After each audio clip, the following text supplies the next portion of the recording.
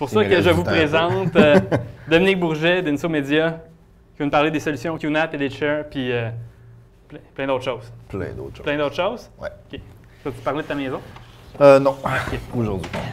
Donc, à toi, Dominique. Bonjour tout le monde. Si ça ne vous dérange pas, je vais rester assis parce que j'ai beaucoup de manipulations à faire sur mon clavier pour vous faire la démo. Mathieu vous en a parlé quand même beaucoup des systèmes qu'on propose. Évidemment, quand il a conté sa fameuse histoire de Fred Pellerin, il a parlé du projet qu'il a fait avec un QNAP. On a eu beaucoup de discussions téléphoniques par rapport à ce projet-là et on en est venu à la conclusion que c'était le plus rentable des manières de faire son projet. Donc, moi, je travaille chez Inso Media. Pour ceux qui ne me connaissent pas, je suis représentant aux ventes au niveau des solutions broadcast et solutions de storage haut de gamme chez Inso. Inso a également les divisions micro-boutiques que vous connaissez peut-être un plus pour la vente des produits consommateurs. On est représentant pour toutes ces marques-là. On a vu tout à l'heure Aja. Évidemment, on est revendeur pour Aja, Blackmagic, Matrox, QNAP que je vous présente ce soir et des Char que je vous présente ce soir. Acylon, qu'on ne parlera peut-être pas, mais que je peux aborder très rapidement.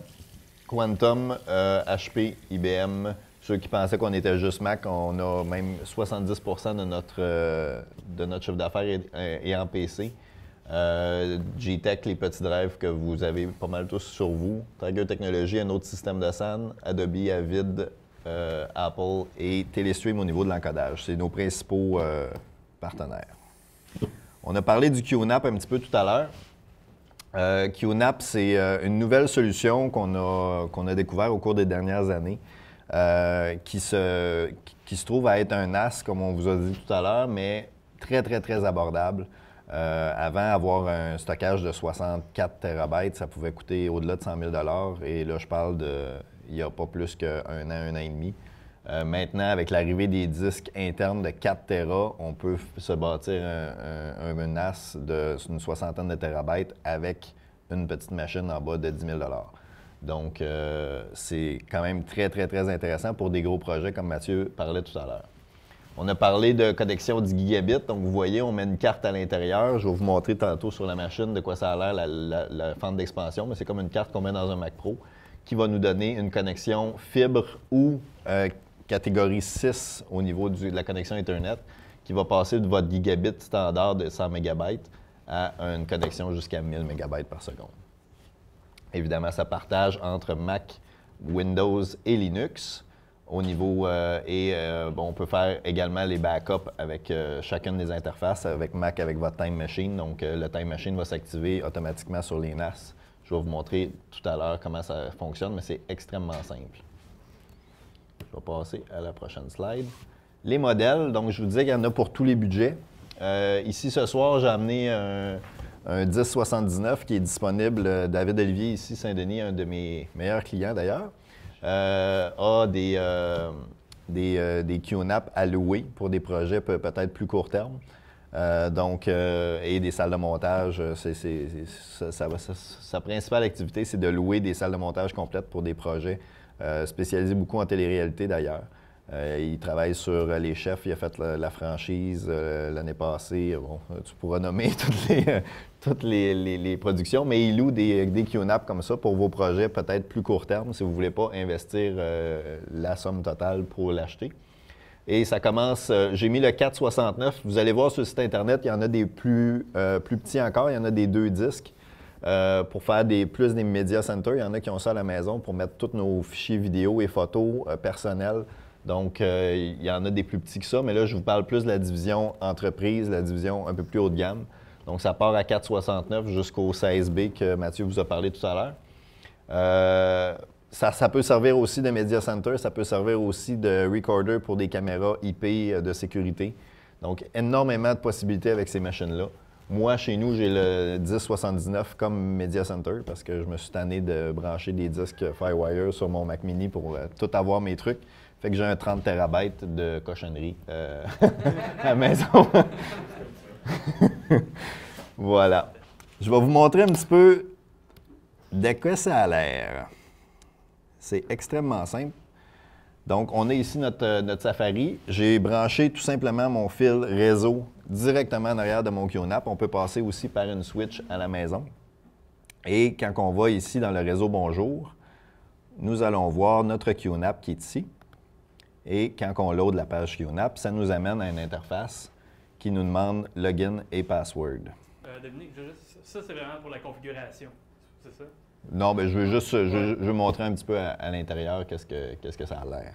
Donc ça, c'est la méthode pour configurer le QNAP et non pas pour se brancher pour Non, aller exact, faire un projet. exact. Je vais vous montrer comment vous connecter sur le disque, c'est encore plus simple. Ça, c'est pour l'administrateur qui veut justement aller faire les users, faire les disques virtuels, etc., etc. Donc, je vais juste entrer mon code. Et on se retrouve avec ceci. On peut avoir plus d'interfaces, vu que c'est celui à David, il n'a pas activé toutes les fonctions dedans. Mais on va aller ici dans l'administration. Voilà. C'est très user-friendly, c'est des petites images très faciles. Non, je n'ai pas de DNS ici.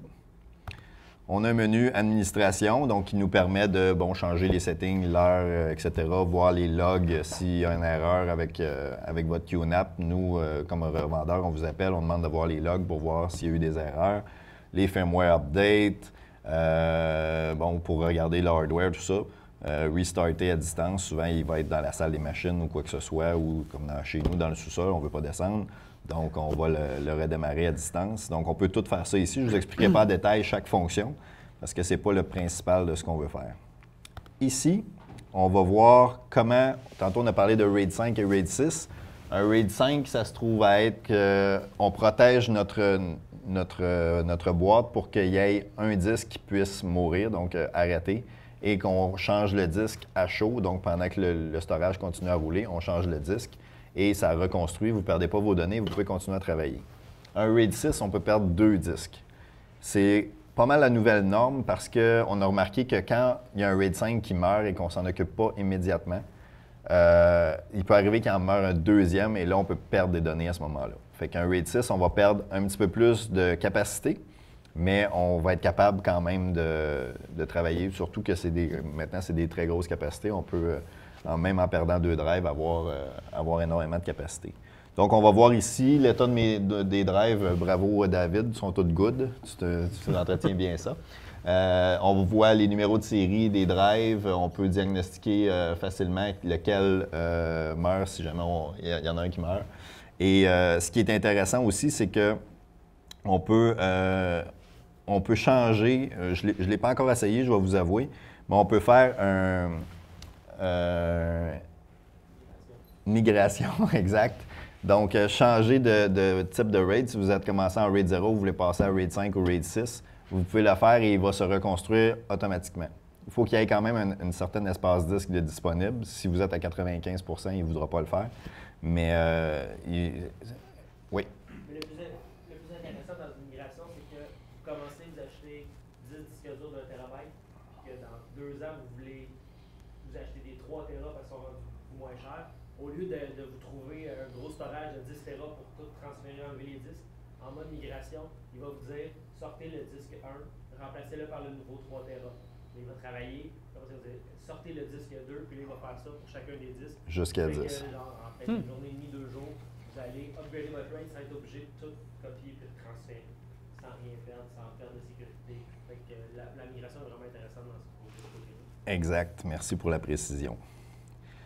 Ici, on peut faire des tests sur chacun de nos disques. Je ne passerai pas au travers, mais c'est assez simple. On fait test, on choisit le disque ici qu'on veut tester et on fait rapid test ou complete test, puis il va vous donner un rapport sur la qualité de santé de votre disque.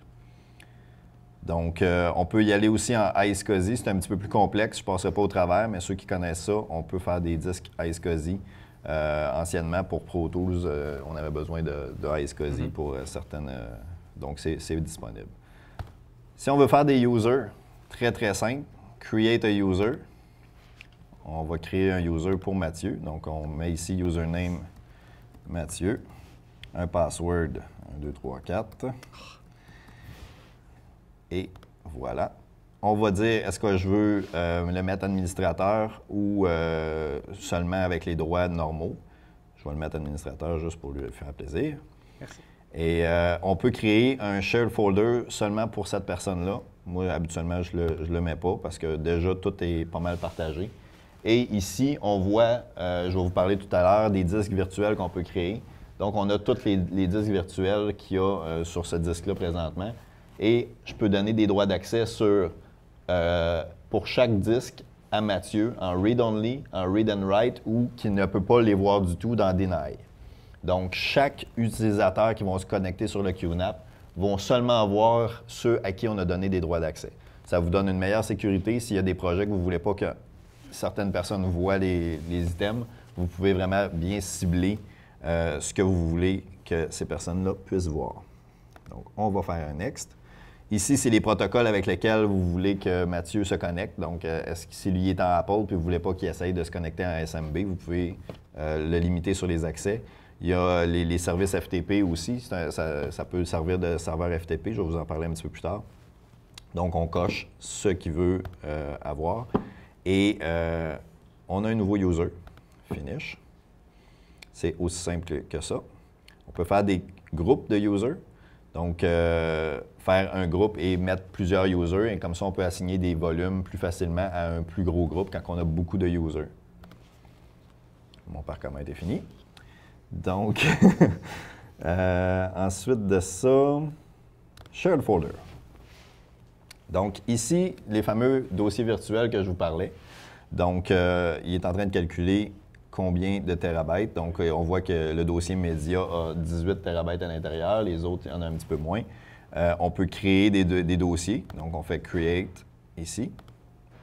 On va pouvoir donner un nom à notre dossier. C'est comme si on faisait un folder sur un disque dur, sauf que celui-ci va être protégé et va donner des droits d'accès à certains utilisateurs.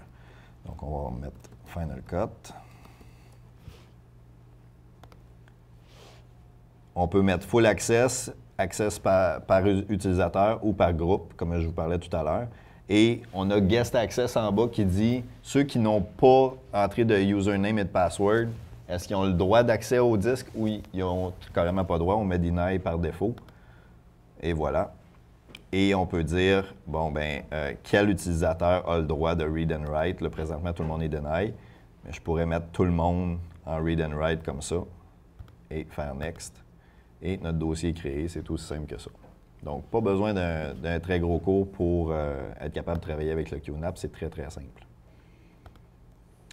Ici, c'est les services. Habituellement, on part ça au départ. Donc, si vous avez des stations Windows, on va mettre en service le SMB. Si on a du Mac, on va mettre le AFP. Donc, ça, c'est les protocoles. On a aussi les compatibles Linux, etc. Et on peut faire aussi un web server que je vais vous montrer un petit peu plus tard. Est-ce que tout le monde me suit? J'essaie d'aller rapidement parce que je sais qu'on m'a donné une demi-heure. Fait que j'essaie de passer bien vite. En fait, nous regarde en rien. Souffler dedans. OK. Désolé. Ça ne fait pas, là, mais... L'autre chose intéressante avec QNAP, c'est que c'est, comment on dit ça, ouvert aux développeurs? Ouvert aux développeurs. OK. Donc, c'est ça. On peut développer des applications pour le QNAP. Ça se trouve être un serveur Media Player, mais on peut faire toutes sortes de choses avec ça. Ça se trouve être aussi pour les pirates de ce monde qui faisaient beaucoup de BitTorrent download. C'est une machine à downloader aussi. Donc, on peut envoyer des torrents et dire « download-moi tout ça pendant la nuit », puis il le fait lui-même. Je sais que vous n'êtes pas des pirates, mais bon, ça le fait pareil. Donc, on peut créer des applications. Moi, j'en ai essayé plusieurs. Il y a une application pour devenir un PlayStation server, ceux qui ont des PlayStation qui veulent s'en servir comme média. Tu sais, si maintenant on veut écouter des MOV avec un PlayStation, bien lui, il va convertir le MOV pour qu'il soit compatible avec votre PlayStation. Donc, chaque compagnie peut développer sa petite application pour rendre notre Media Center compatible avec eux. Fait que je ne passerai pas au travers de tout ça.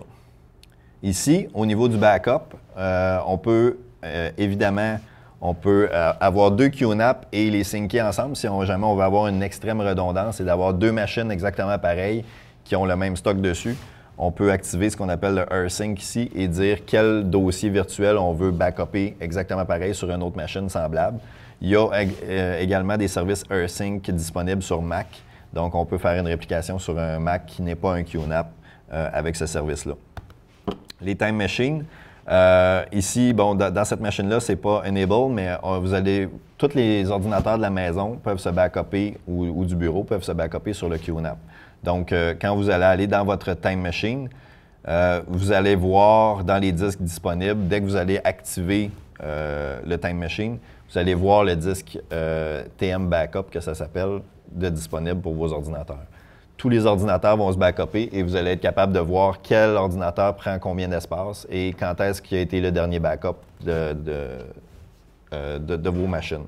C'est bien intéressant quand on arrive il y en a qui ont des time capsules déjà, qui connaissent un peu le système. Moi, c'est vraiment un principe pour ma blonde qui est génial parce qu'elle n'a pas besoin de penser de faire son backup. Dès qu'elle ouvre son ordinateur à la maison, ça se backup automatique. Puis moi, je suis capable de voir que ça s'est fait quand je vais dans mon interface. Donc, c'est bien intéressant là-dessus.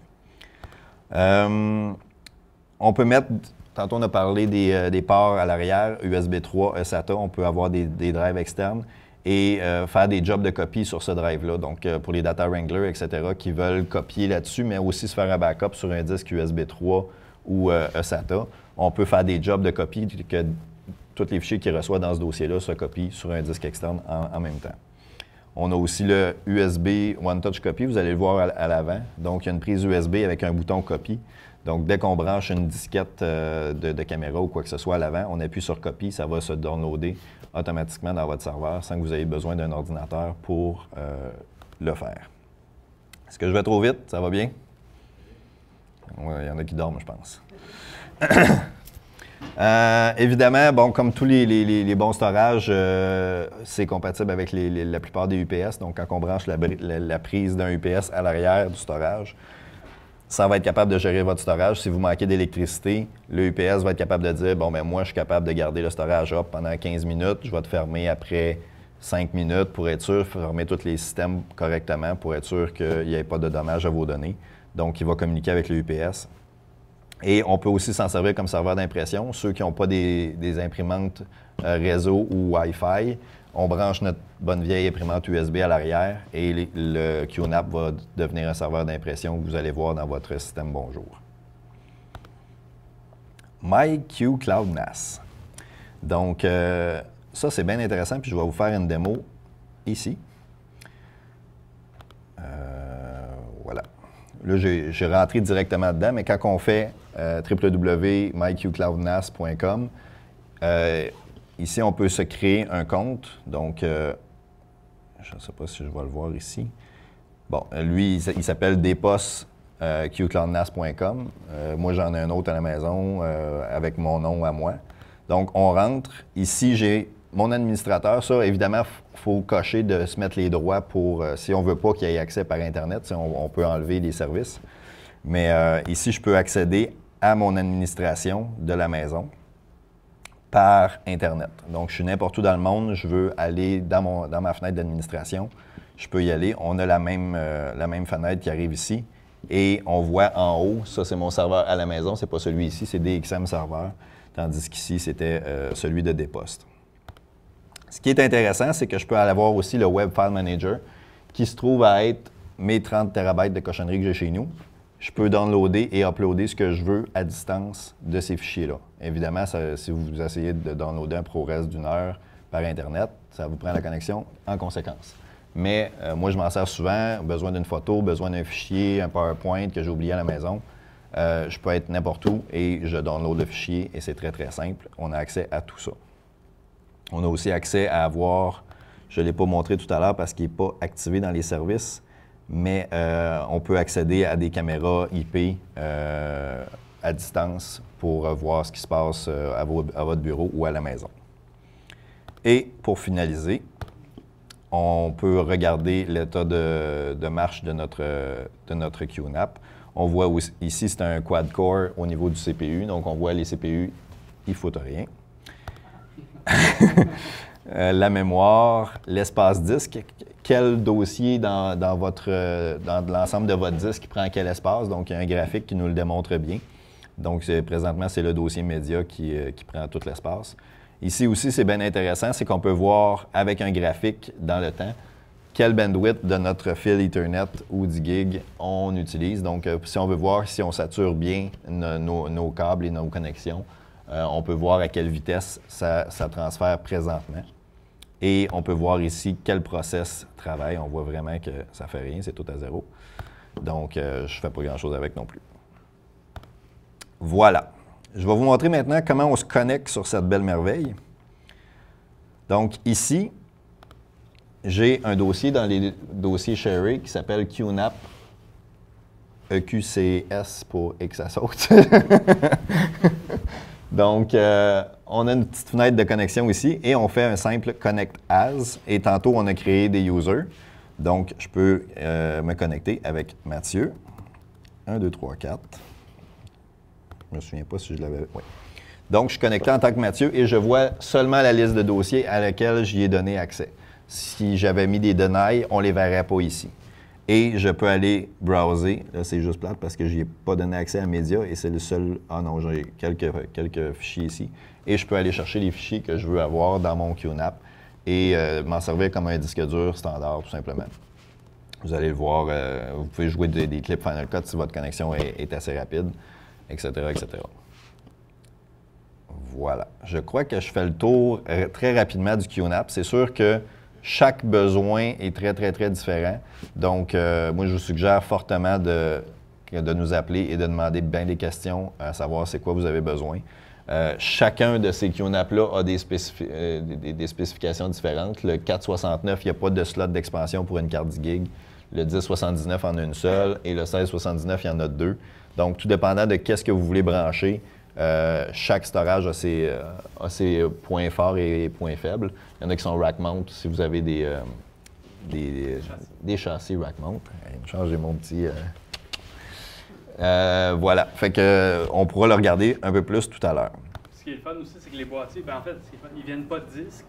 Ouais. Fait que tu peux choisir, tu peux acheter le boîtier, puis tantôt je parlais d'un boîtier à 10 000 $, mais c'est avec les disques dedans. Donc, moi j'avais mis des 3 TB, mettre des 1 TB dedans, ça baisse de beaucoup le prix de l'unité. Effectivement. Pour Puis, la même vitesse. tout dépendant de comment votre storage est critique, il y en a beaucoup qui utilisent ça pour des trucs un petit peu plus temporaires.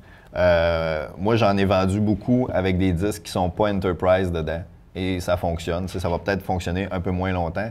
Un disque Enterprise va peut-être t'offrir peut-être plus 4 ou 5 ans. Un disque standard va t'offrir 2 ou 3 ans. Mais si vous savez que vous allez changer de disque dans 1 an ou 2, vous pouvez mettre du disque standard. Il n'y a pas une baisse de performance à cause de ça. Donc, ça fait des storages vraiment pas coûteux. Oui? On peut mélanger la capacité des disques? Non. C'est pas comme un Drobo. On peut le faire, mais il va falloir que tu te fasses comme 2 drives différents, 2 RAID différents.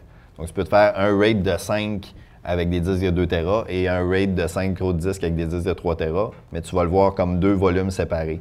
Tantôt, on voyait que quand je créais des volumes, il me demandait quel RAID stripe que je voulais mettre ce dossier-là dessus. Et que là, tu peux avoir deux RAID sets différents.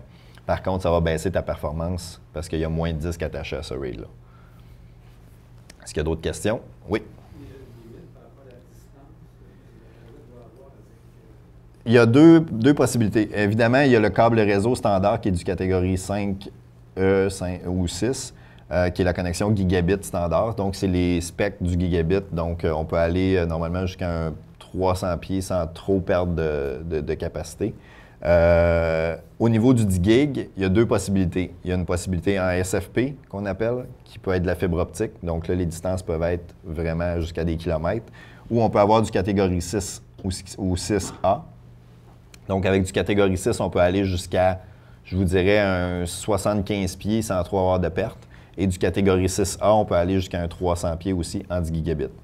Donc ça, c'est tout dépendant de la carte que vous allez mettre à l'intérieur. Si vous voulez avoir du 10 gigabits, on va choisir avec vous la connexion en tant que telle, parce que c'est sûr que la fibre optique va coûter beaucoup plus cher qu'un câble Ethernet standard. Donc, ça, c'est vraiment quand on fait l'analyse qu'on peut regarder ça avec vous. Je vais passer à un autre sujet, parce que oui, on parle de QNAP beaucoup, mais chez INSO, on vend aussi des systèmes beaucoup plus haut de gamme encore. C'est peut-être pas à la portée de tous, mais je veux quand même vous en parler pour vous dire que ça existe. Et peut-être que dans les entreprises dans lesquelles vous travaillez ou peut-être que vous avez aussi les moyens de vous en acheter un, c'est un des systèmes les plus haut de gamme présentement sur le marché au niveau des systèmes NAS. C'est comparable avec les SAN de Xsan, mais toujours en connexion plus simple, pas de fibre optique et en gigabit, donc plus simple à utiliser. Donc nous, on est revendeur EditShare. EditShare, on est le seul revendeur à l'est du Canada, donc c'est un produit unique. Il est disponible en plusieurs versions, la version Extreme, la version Energy, Metro et Field. Le Extreme, c'est notre version la plus haut de gamme. Je vais vous montrer un petit peu tout à l'heure qu'est-ce que ça peut faire. Le Energy, qui est le petit frère, le Metro, qui est un peu plus transportable, et le Field, qui est vraiment fait pour les data wranglers. Ils ont tous le même système d'opération, c'est juste la performance et la capacité qui va changer. Allons-y. Je vous parlais tout à l'heure de Extreme. Donc, un Extreme, ce qui est intéressant, c'est qu'on peut monter la capacité à plusieurs pétabytes, donc plusieurs 1000 terabytes. Contrairement à certains de nos compétiteurs dans le haut de gamme qui se limitent à des fois 200 Tera. Ça peut paraître énorme du pétabyte, mais déjà ici à Montréal, il y a plusieurs boîtes qui ont plusieurs pétabytes. On parle de l'ONF avec toutes les archives. On parle de Vision Globale qui s'en vont pas loin du pétabyte aussi. Donc, ça monte assez vite quand on a des grosses boîtes comme ça. Donc, avec le storage Extreme, ce qui est intéressant, c'est que ce qu'on voit en haut, c'est une tête. Donc, c'est un ordinateur avec des disques exactement comme le QNAP. Donc, l'ordinateur est extrêmement puissant. Il y a 16 disques dessus. Là où il se démarque, c'est qu'au lieu d'avoir des cartes d'expansion pour des connexions, on a des cartes d'expansion pour rajouter du storage également. Et c'est une grosse carte, comme on a vu tantôt chez Aja, c'est du PCI 2 qui est en arrière, qui nous permet de mettre 10 châssis en dessous. Il y a des disques de 4 Tera, donc 16 fois, et on peut mettre 10 châssis jusqu'à 706 terabytes par tête de lecture en haut. Là où c'est intéressant encore plus, c'est qu'on peut rajouter également des têtes de lecture. Donc, les ordinateurs en haut, on peut en mettre, présentement, ça a été essayé jusqu'à 6 pétabytes, mais normalement, il n'y a pas vraiment de limite là-dessus. Et à ces têtes de lecture-là, on peut ajouter des expansions. Donc, vous voyez tout de suite qu'au niveau expansion, sky is the limit, on peut vraiment y aller. Et à chaque fois qu'on rajoute une tête en haut, on rajoute de la performance. Et à chaque fois qu'on rajoute des boîtiers d'expansion, on rajoute de la capacité de storage. Ça vient ça avec un système de climatisation? Ça vient pas avec. Non. Habituellement, ça coûte plus cher la clim que le système. Bon. Mais oui, effectivement, ça prend une salle des machines en conséquence. Là, je vous parle vraiment d'un système très high-end. Juste pour vous donner une idée de prix, un système Extreme, la tête avec l'infrastructure réseau, un petit peu de poutine autour, on n'est pas loin du 50 000 $. Puis dès qu'on monte un petit peu, on a livré un système dernièrement de 200 terabytes, c'était un demi-million pour le système au complet avec toute l'infrastructure autour. Donc c'est vraiment du haut de gamme, mais vous pouvez avoir en tête que ça existe pour les plus gros projets. On parle maintenant du Energy. Energy a une seule possibilité d'expansion parce que c'est un connecteur SAS au lieu de PCI qui est à l'arrière. Donc, on peut mettre un boîtier d'expansion par tête, et les boîtiers sont vraiment beaucoup moins coûteux. Mais on peut rajouter des Energy sur la largeur des têtes autant qu'on en veut. Et on peut faire aussi du mix avec du Extreme et du Energy. Donc, si vous achetez du Energy et vous avez un gros projet qui arrive et vous voulez avoir plus de performance, donc vous pouvez mettre Extreme Energy, vous allez avoir les mêmes users, les mêmes folders, tout va être centralisé à la même place. Et les têtes vont toutes se parler pour balancer vos données. Ce qui est important à savoir aussi, c'est qu'on peut aller à des disques jusqu'à 4 Tera, mais on peut aussi mettre plusieurs sortes de disques. Donc, on peut mettre du disque SATA standard, on peut mettre du SAS et on peut mettre aussi du SSD à l'intérieur.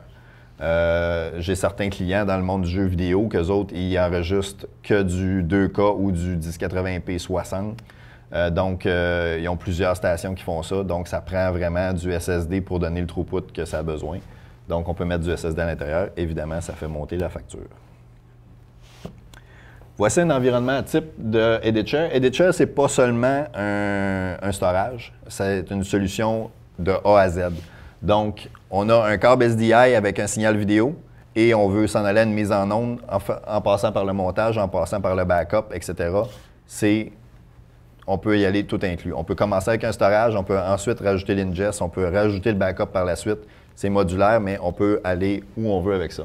Donc, on voit en haut l'ingest, ça c'est l'ingest SDI. Ça va enregistrer directement sur votre serveur central et en même temps, ça va vous faire des proxys pour le metadata management. Donc, vous allez voir tantôt, il y a une interface pour aller mettre du metadata, visionner les proxys pour les réals qui ne veulent pas aller sur une salle de montage, qui ne veulent pas se casser la tête, ils veulent juste mettre des in, des out pour faire un dérush. On a une petite application qu'on peut mettre sur un PC vraiment bas de gamme pour faire ce travail-là sans handicaper une salle de montage. On a des backups sur disque et backups sur tape aussi disponibles et évidemment les salles de montage. Un workflow standard de captation. Donc, on a notre signal on-air de tape ou de caméra qui rentre. Il est ingesté, il rentre dans notre storage. Il peut être monté en temps réel pendant que ça ingeste, pendant que vous avez votre feed live, votre timeline dans Final Cut ou dans Avid va se remplir et vous pouvez faire votre montage en temps réel. Ensuite, il va faire des proxys pour le metadata, comme je vous l'expliquais tout à l'heure, et il peut faire le play-out avec des playlists pour, si jamais c'est un broadcaster, ça fonctionne par des listes de play-out, donc quel fichier joue à quelle heure, et ça va faire le play-out tout simplement. Et on a évidemment le backup sur LTO pour avoir une très grande robustesse. On peut mixer ça, ces systèmes-là, avec des serveurs d'encodage. De plus en plus, on va voir des stations de broadcast qu'eux autres, ce qui joue en ondes, il faut que ça soit déposé. On l'a vécu dernièrement. J'ai fait une grosse installation chez VTL. Tout ce qui passe en ondes, 15 minutes après, est disponible sur le web. Souvent, vous allez voir, vous allez écouter votre... Je prends ma blonde, il écoute Opération Séduction. Elle va manquer la fin, elle va vouloir aller le voir, c'est disponible sur le web 15 minutes après. Tout ça est automatisé avec un serveur Telestream qui est attaché au serveur central. Donc, beaucoup d'automatisation et plus de rapidité à ce niveau-là. L'interface, je vous ai montré tantôt l'interface de contrôle du QNAP. Ça, c'est l'interface de contrôle des ditchers. C'est basé sur un système Linux, donc très robuste à ce niveau-là. C'est pas du Windows, c'est pas du Mac non plus, mais vraiment très protégé comme infrastructure. Cette interface-là, ça, c'est géré dans la tête. C'est géré dans la tête. Les processeurs qu'il y a dans la tête Extreme en haut, ou Energy, va gérer tout ce système-là. On n'a pas besoin de se monter une station Unix pour gérer? Pas du tout. OK. C'est bon? C'est built-in. Puis, j'en ai pas parlé parce que c'est un petit peu plus loin dans la technique, mais les disques qui contiennent ce système-là, c'est 2 disques en miroir. Donc, s'il y en a un qui meurt, automatiquement, il va aller sur le deuxième, puis ça continue à travailler pareil. Il n'y a aucun downtime. C'est vraiment des systèmes très robustes pour, justement, qu'il n'y ait pas de downtime. C'est fait pour des compagnies qui ont plusieurs dizaines d'employés et qui ne doivent pas attendre après des machines. Donc, tantôt, on a créé des users et des media space. Donc, ici, j'ai une petite vidéo parce que, évidemment, je n'ai pas traîné d'editor de 6 pétabytes avec moi. Mais ça vous montre un petit peu l'interface. C'est un peu le même principe. On crée des usernames, des passwords, très simplement, en rentrant le username, le password et en faisant add user to the system. On va faire la même chose pour créer des disques virtuels. Donc, ici, on va rentrer le nom de notre disque. On va choisir sur quel RAID dans la machine on veut le mettre parce que c'est séparé par plusieurs RAID dans la machine. Et on va dire quel espace on veut attribuer à ce media space-là. Et on va être capable de le créer à ce moment-là. J'essaie de passer vite parce que c'est bien de la poutine.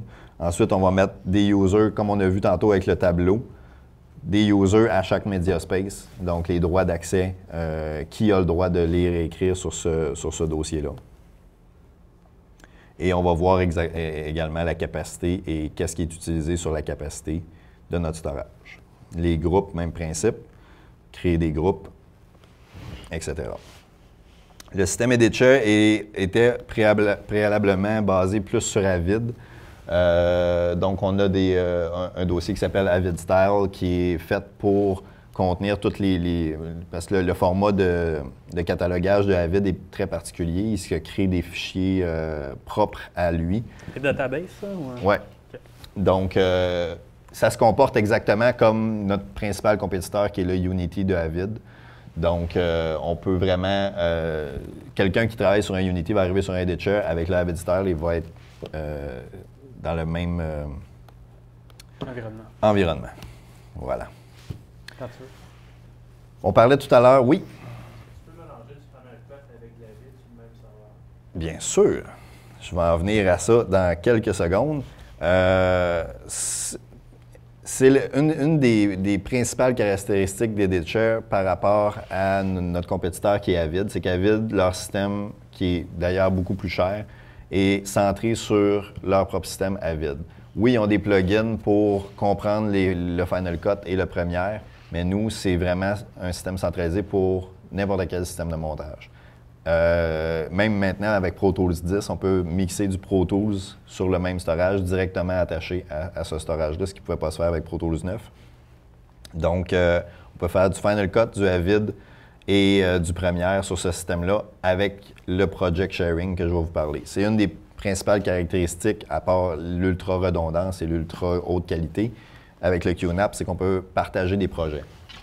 Donc, on voit ici en haut, j'ai des petits cadenas qui apparaissent. Ça, c'est une fenêtre que Editor va produire dans votre environnement Final Cut, pour ceux qui ont du Final Cut, avec des cadenas. Le premier qui ouvre un projet de Final Cut va avoir un cadenas vert ouvert, ce qui veut dire qu'il a tous les droits pour enregistrer sur ce projet-là. Donc, lui, il va monter sur le projet, il va faire des saves, il est capable d'enregistrer. La deuxième personne qui va ouvrir le même fichier de projet sur le serveur va avoir un cadenas rouge. Il va être capable de lire tout le projet en entier, mais ne sera jamais capable de sauver sur le même fichier. Il va devoir se faire ou bien un duplicate pour un save as à un autre nom qui va lui appartenir, ou bien demander à l'autre monteur qui est dessus, s'il l'a laissé ouvert, de dire « cède-moi les droits pour que je puisse continuer le travail ». Donc, à ce moment-là, ce qu'il fait, c'est qu'en cliquant sur le cadenas, il va devenir jaune-orange, disponible à quelqu'un d'autre pour l'ouvrir, pour pouvoir enregistrer. Donc, c'est vraiment fait pour... Si on faisait ça sur un storage, parce qu'on peut enregistrer les deux, un par-dessus l'autre sur le QNAP, c'est pas protégé. Donc, ce qu'il va faire, c'est que c'est le dernier qui a sauvé qui va gagner. Donc, vous n'aurez pas de protection comme celle-ci. Évidemment, ça fonctionne autant Final Cut, Premiere et Avid avec les systèmes de cadenas comme ça. C'est un système vraiment... Je vais vous montrer, là, je sais qu'on est en Final Cut Montréal, mais ma préso était faite pour Avid. Donc, mais ça va vous montrer un petit peu. Ça, c'est le utilisateur 1 va ouvrir. Et on voit juste ici en bas, ça c'est intégré dans Avid. Le petit cadenas, il est vert, donc il a les droits d'écriture et de lecture sur le projet. Vous utilisez la même interface d'Avid avec les mêmes cadenas? Unity? Oui, dans Avid, c'est intégré. Ouais. Cool. Dans Final Cut, c'est une fenêtre que Editor va créer qui va s'ajouter dans le coin. Ici, on a l'utilisateur 2 qui ouvre son Media Composer, qui va ouvrir le même projet. Et à ce moment-là, c'était un petit peu plus long sur celle-là, je ne sais pas pourquoi. Donc, on ouvre le même projet. Ce qui va arriver, c'est que le cadenas, vous allez le voir en bas. Au début, il va apparaître, il va regarder les droits. Au début, on le voit, il est vert peut-être une couple de secondes, puis après ça, il tombe rouge quand il voit qu'il y a déjà quelqu'un dessus. On va le voir juste ici en bas. Vas-y, mon homme. Et on va le voir. Là, il est vert, il tombe rouge parce qu'il vient de voir qu'il y a déjà quelqu'un dessus. Fait que c'est très, très robuste et ça empêche les gaffes qu'on ne peut pas se permettre dans des très gros projets d'enregistrer une version plus vieille sur une version nouvelle. Puis dans Avid, ça fonctionne-tu par projet ou par bin? C'est par projet, je pense. Ça, il faudrait que je te revienne là-dessus, mais je pense que c'est par projet. On peut créer d'autres, ou c'est par séquence, je ne sais pas. Il faudrait que je te revienne là-dessus. Unity, c'est vraiment par bin. Ça se peut que ce soit par bin. Okay. Mais je ne veux pas te compter de mentir. Ouais. Je pense que c'est ça, tu peux te créer ta propre bin, puis te faire une nouvelle séquence dans une autre bin, puis là, tu vas avoir tous les droits. OK. Donc, c'est ça la différence entre Avid, c'est intégré dans leur système, et Final Cut, c'est une fenêtre à part qu'on fait à côté. Même principe que pour Premiere. Flow, c'est notre système de media management. Je vais passer rapidement. Donc, ça nous permet de faire les proxys, de consulter tout d'abord, tu sais, quand on fait pour 6 pétabytes de tournage. On ne peut pas savoir tout ce qu'il y a dans notre storage et qu'est-ce qui est quoi, etc. Donc, tout va être classé, va recevoir les métadatas de votre caméra, donc quand ça a été tourné, quelle sorte de fichier que c'est, etc. Et on peut aussi rajouter du métadata à la main si vous avez un archiviste ou quelqu'un comme ça qui peut rentrer. C'est un soleil levant sur un lac, etc. Vous allez avoir des mots-clés que vous allez pouvoir rentrer pour faire des recherches dans la base de données. Ce qui est intéressant, c'est que la petite application pour consulter la base de données est gratuite. On peut l'installer sur le nombre de postes qu'on veut. La seule limitation, c'est qu'on peut mettre, je vais vous le montrer un petit peu plus tard, à l'achat d'un Extreme, on a 10 usagers simultanés compris. Si on en veut plus, c'est des licences supplémentaires. Sur un Energy, c'est 5, etc., etc. Donc, dès que vous avez 10 personnes qui consultent en même temps, la 11e va dire le nombre limite est atteint. Ça nous permet aussi de limiter le nombre de requests à la base de données. Si vous demandez pour avoir 50 simultanés, on va bâtir le serveur en conséquence pour qu'il y ait assez de puissance pour fournir 50 personnes en même temps. Donc, on va consulter toutes ces métadonnées-là. Ça nous permet aussi de faire de la capture avec Flowlogger, que vous allez voir tout à l'heure. Les acquisitions de format numérique, vous avez du XDCam, vous avez de la GoPro, vous avez toutes sortes de fichiers, vous voulez tout transcoder ça en ProRes ou en DNX, Flow va vous faire ça. Faire du pré-montage sans logiciel de montage, donc dire, moi je veux monter mon storyboard, je veux mettre mes in, mes out sur chaque clip et les mettre en ordre de ce que je veux que le monteur les mette. Donc, il va vous faire un pré-montage et le monteur, tout ce qu'il a à faire, c'est de prendre le pré-montage, le glisser dans Final Cut et ça vous ouvre une séquence. Le transcodage, est-ce qu'il fait juste du transcodage de codec ou il peut pas faire du 23.9.8 à 29.9.7, des trucs comme ça? Il fait juste du codec. OK. Si on veut faire du transcodage plus poussé, on va rajouter un Telestream par-dessus, une couche de plus de transcodage. Okay. Est-ce qu'il fait du, mettons, 720p à 1080? Non, plus. Ça reste dans le format natif. Okay. Il fait la même chose que le Log and Transfer de Final Cut, mais dans un engin built-in. C'est ça. Fait que ça va indexer tout ça. Ici, on a un serveur avec des entrées HDSDI, donc ça, c'est connecté sur votre storage centralisé. Donc, on branche les entrées. Ça peut être des caméras dans un studio, ça peut être dans un setup multicam, etc., que vous voulez avoir plusieurs caméras qui enregistrent en même temps. On peut avoir un Flow Ingest ou un Jeeves, que je vais vous parler un petit peu plus tard. L'interface pour le metadata, ça se trouve être ça ici. Donc, on ouvre, là, je vais vite, mais on va browser jusqu'à notre disquette XDCam. On va voir les clips apparaître, tous les clips qu'il y a sur votre disquette. On va sélectionner les clips qu'on veut ingester et on va pouvoir regarder ce qu'il y a dans le clip. Vous pouvez remarquer que la ligne ici est rouge.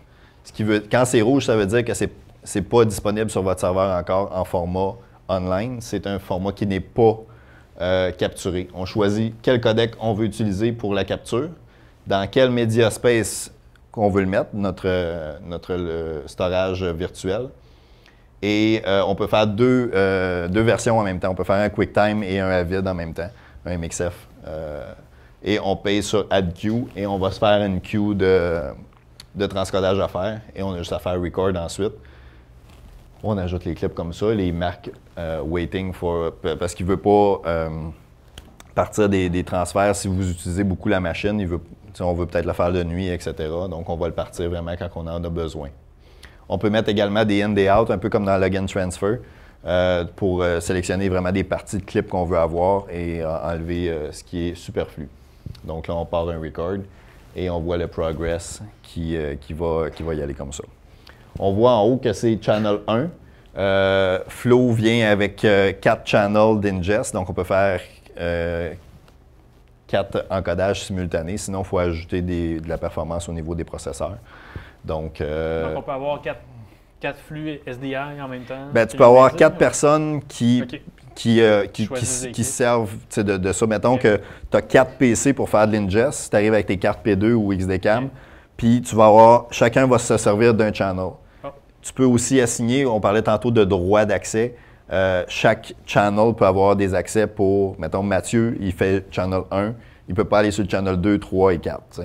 On peut vraiment limiter les accès comme ça à tout le monde.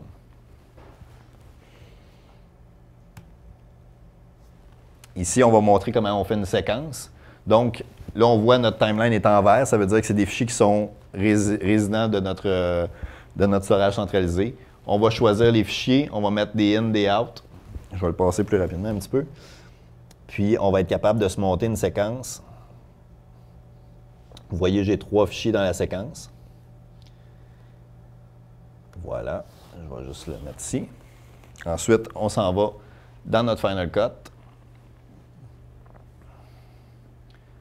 On est au Final Cut, c'est quand même long.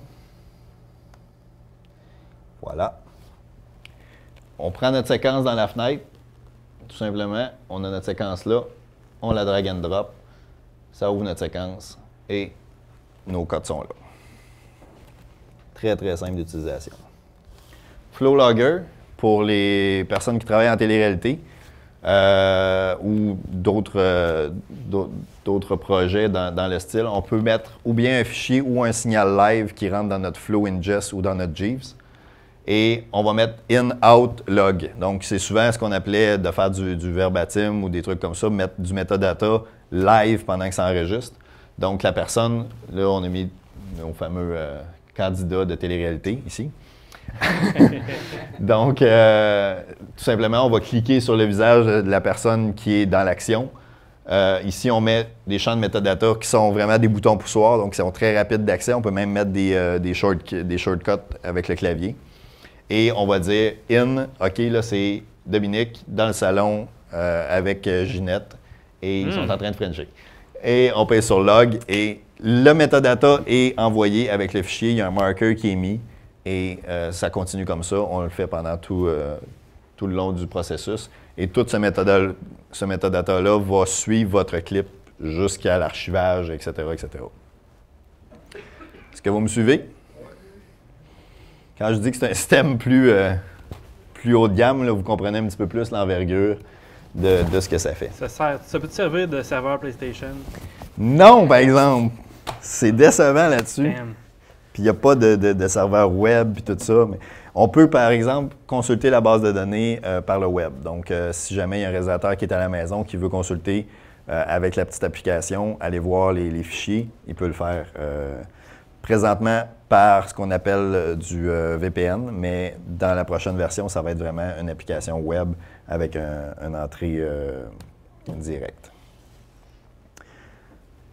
L'archivage. Je vous ai dit tout à l'heure que l'archivage pouvait être intégré. Donc, on l'a sous type de disque et en tape. Ceux qui ne connaissent pas, c'est des cassettes très haute capacité qui vont jusqu'à 1.5 TB maintenant. Je ne sais pas si les LTO 6 sont sortis, mais en tout cas, LTO 5, c'est 1.5 TB.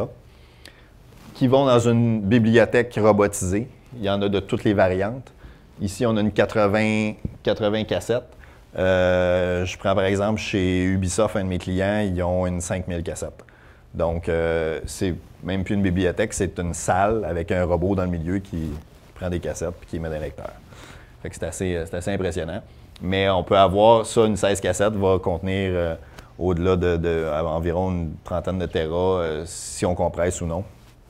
Donc, et on peut tirer sur les tiroirs aussi. Un tiroir va contenir, je crois que c'est une dizaine de cassettes. Donc, on peut, si on veut avoir une protection vraiment accrue, on peut faire des synchronisations différées. Donc, on prend un tiroir de cassette de 8, on le sort de la bâtisse, on remet une autre cassette, un autre tiroir, il va synchroniser sur le nouveau tiroir. Fait que comme ça, si jamais il y a un incendie ou un dégât majeur, vous avez un set de cassettes à l'extérieur de la bâtisse qu'on peut récupérer par la suite. Donc, au niveau robustesse, c'est très intéressant. Le pourquoi du disque, c'est si jamais vous avez des projets que vous voulez mettre en stand-by pour un certain nombre de temps. Les cassettes, habituellement, vu que c'est très long de récupérer, une cassette peut prendre 1h30, 2 heures à récupérer pour 1.5 TB, donc il ne faut pas être pressé. C'est vraiment pour des cas de désastre extrêmes.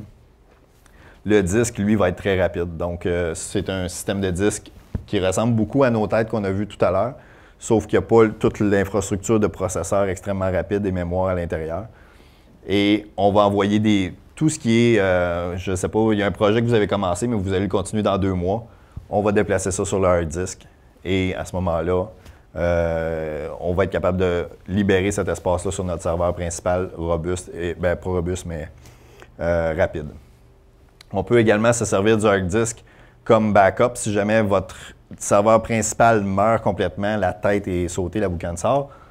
On peut dire maintenant, le serveur va aller sur le Arc Disk. Donc, il y a quand même des processeurs à l'intérieur, il y a quand même de la mémoire, un peu moins performant, mais on peut continuer à travailler comme si rien n'était, parce que lui, il a backupé le serveur principal au complet. Si on lui a dit de le backupper, bien sûr. Donc, quand on parle de robustesse, c'est vraiment extrêmement robuste. Je vous en ai parlé vite tout à l'heure. Quand c'est vert, le fichier est dans le serveur central. Quand c'est orange, il est dans la bibliothèque ou dans le Arc Disk. Donc, on a des codes comme ça pour la petite ligne en dessous de votre... Ici, Mathieu.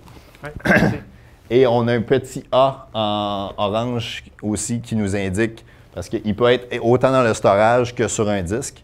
Donc, le petit A orange va nous indiquer qu'il est aussi archivé sur le Arc. S'il est rouge, bien là, il n'est pas nulle part, puis on est dans la merde.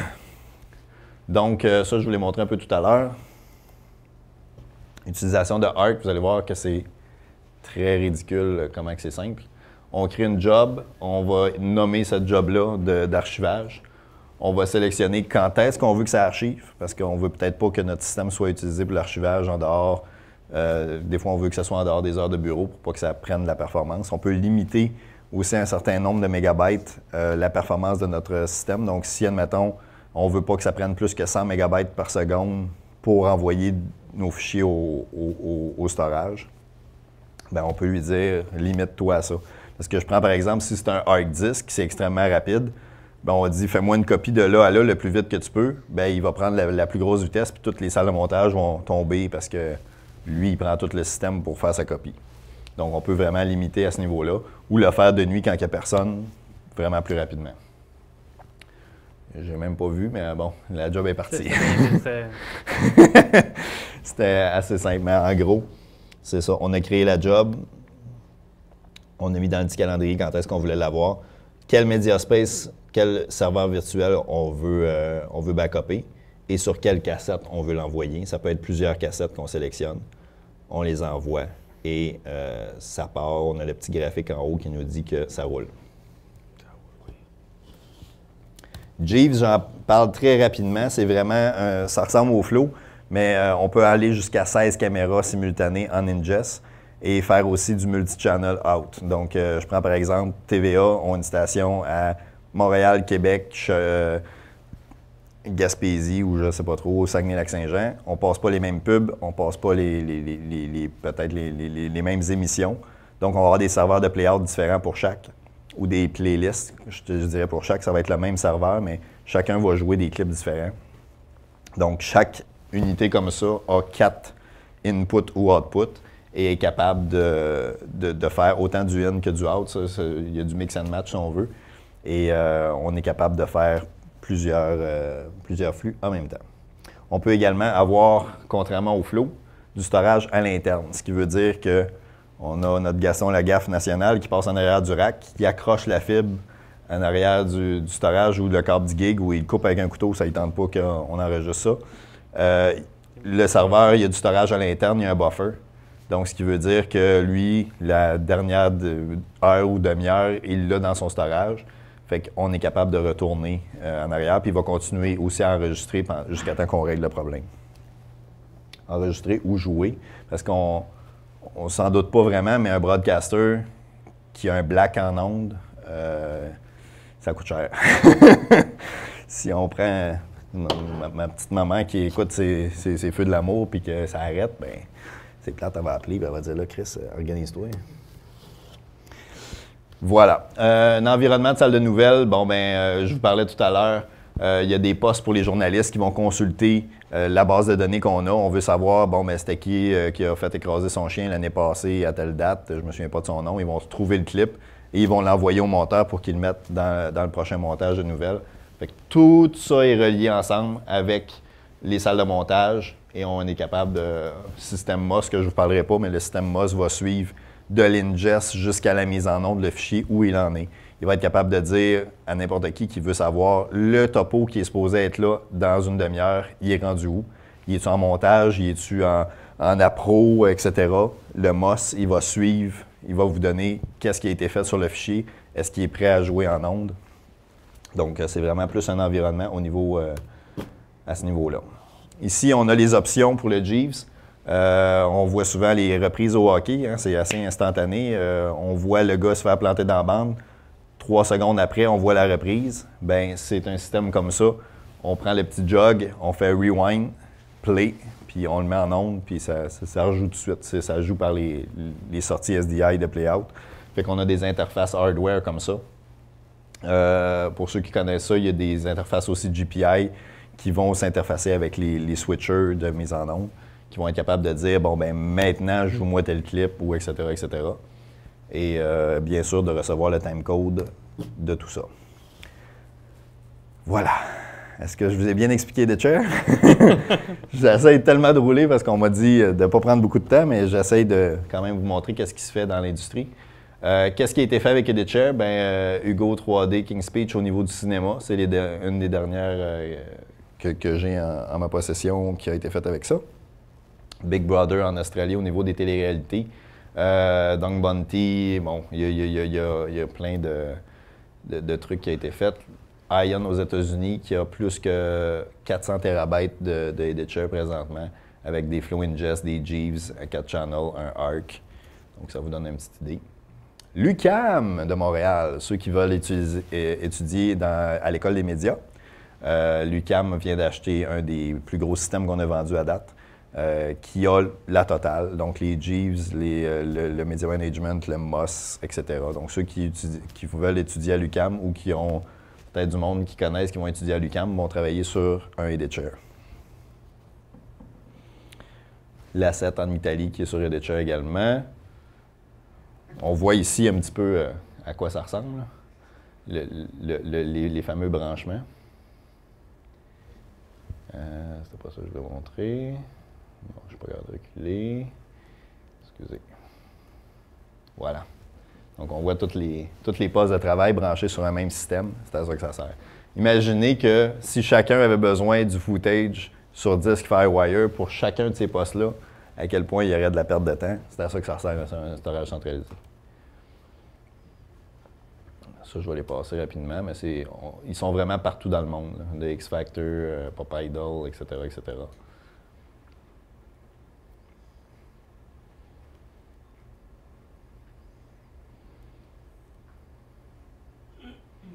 Voilà. Donc, si jamais vous avez des questions au niveau, que ce soit storage centralisé très abordable, salle de montage, système vraiment plus élaboré jusqu'à Editcher. Aujourd'hui, j'ai parlé d'Editcher, je pourrais parler de Quantum, de Isilon. Il y a plein de systèmes de storage centralisé. On est distributeur pour tous ces produits-là.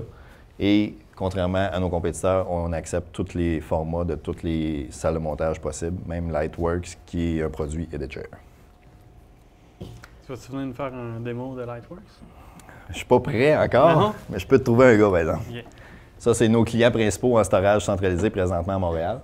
Donc, ça vous donne une petite idée de ceux qui travaillent avec nous présentement.